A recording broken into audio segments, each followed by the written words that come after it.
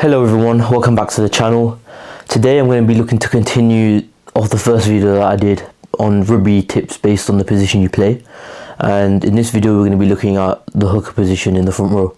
So I'm going to go over some of the important things and some of the things you may be neglecting a little bit if you play this position, and I want to just try and give you some useful tips and pointers that you can use, take away into your training sessions, and hopefully it can have a good impact on the pitch.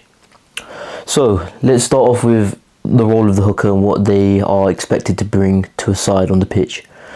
I would say the most notable and most important thing for a hooker is having a really good line-out throw, because whether you have a good line-out throw or not is basically going to determine everything else that revolves around your game, in my opinion, because that is probably the most specialized skill to that role, and if you aren't able to execute that simple skill well, then you're going to really struggle to progress and, you know, improve and play at a high level.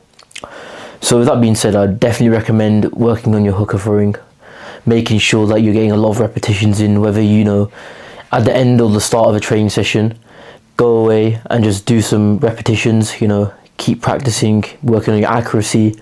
Being able to throw short and long as well is really important, especially as you get older as well. You've got to be able to really have all the skills in your locker in terms of your throwing, because then when it depends on the situation of a game, you're able to adapt and, you know, you allow more options for your team.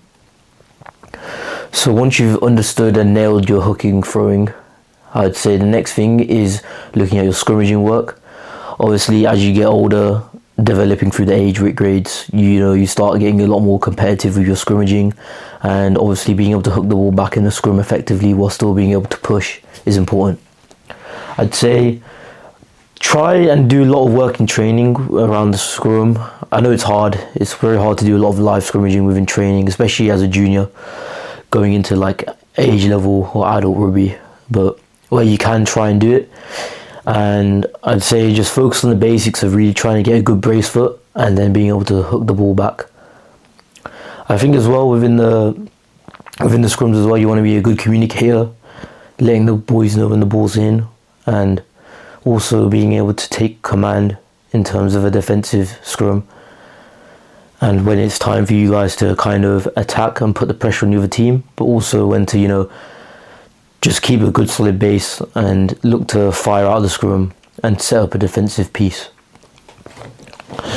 And then in terms of defense and overall structure of playing in a defensive mindset, you've got to be able to get around the park, you've got to be able to tackle well, you've got to be able to pass well as well. Simple basics, just like any other position on the pitch. But that being said, it's not really much different to playing either of the other front row positions, loose head prop or tight head prop. It's just a lot more specialized, I think. If you're more of an athlete and you're more agile, I definitely recommend probably playing hooker. It is a lot harder in terms of being specialized with the skills. If you're not able to throw, like myself, I'm really bad at throwing. I can't do it. I've practiced for many years and it's just something that I'm not strong at. So I've naturally over time developed myself into a prop because I'm more naturally aligned with that skill set. But I definitely recommend trying it because a lot of teams struggle to have decent hookers. So if you're able to execute those skills I've just mentioned really well, then maybe it can open up doors for you to play for a higher level team.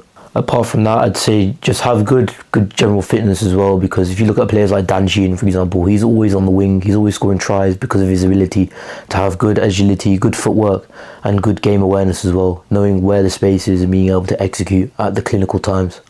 But anyways guys, with that being said, I hope I've given you a few insights on how to become a better hooker within rugby. Let me know if this video is useful, give it a like if you found it useful as well. And please do subscribe to the channel as we're trying to get to 300 subscribers. And with that being said guys, I hope you all have a great and amazing day, and I'll see you in the next one. Thank you.